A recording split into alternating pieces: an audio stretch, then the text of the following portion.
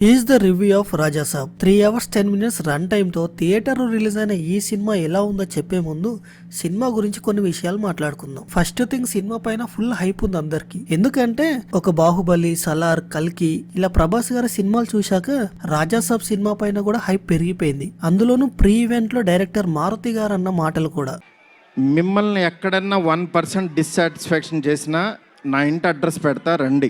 అసలు డైరెక్టర్ మారుతి గారు cinema story రాసుకునేటప్పుడు Prabhas గారిని మైండ్ లో పెట్టుకొని రాసుకున్నారా, లేదంటే వేరే హీరో కోసం రాసిన స్టోరీ తోటి ప్రభాస్ గారితో తీశారా? ఫస్ట్ థింగ్ ఈ క్లారిటీ రావాలి మనకి. యాజ్ ఏ ప్రభాస్ ఫ్యాన్ గా నేను చాలా డిసప్పాయింట్ అయిన సినిమా చూశాక.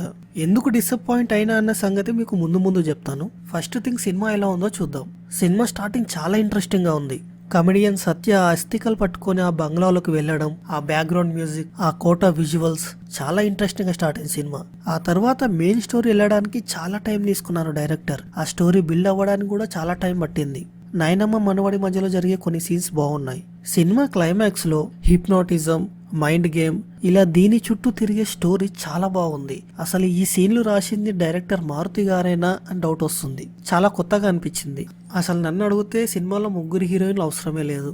వాళ్ళతో ఉండే కొన్ని అన్నెసెసరీ సీన్స్ అది వరస్ట్. ఇంకా అసలు వాళ్ళని ఎందుకు పెట్టారు డైరెక్టర్ నాకు ఇంతవరకు అర్థం కాలే. అసలు ప్రభాస్ లాంటి కట్అవుట్ సినిమాలో ఉన్నప్పుడు సినిమా స్టోరీని ఎంత మంచిగా బిల్డ్ చేయొచ్చు. అక్కడక్కడ వచ్చే కొన్ని కామెడీ సీన్స్ కూడా బలవంతంగా ఇరికిచ్చి పెట్టినట్టు అనిపించింది.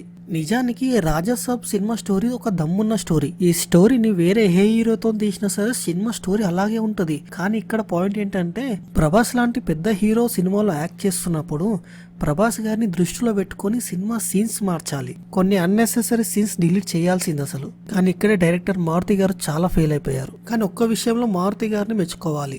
ఎందుకంటే చాలా రోజుల తర్వాత ఒక వింటేజ్ ప్రభాస్ మనం స్క్రీన్ పైన చూస్తాం. ఏ విషయానైనా సరదాగా తీసుకోవడం, వెటకారంగా మాట్లాడడం, మెయిన్లీ ప్రభాస్ లుక్స్ చాలా బాగుంది. కానీ ఇవన్నీ సెట్ అయినా సరే స్టోరీ బిల్డింగ్ అనేది చాలా ఇంపార్టెంట్ సినిమా. ఆ స్టోరీని బిల్డ్ చేస్తూ క్లైమాక్స్ వరకు ఎంగేజింగ్గా తీసుకెళ్లడంలో డైరెక్టర్ మారుతి గారు ఫెయిల్ అయ్యారు.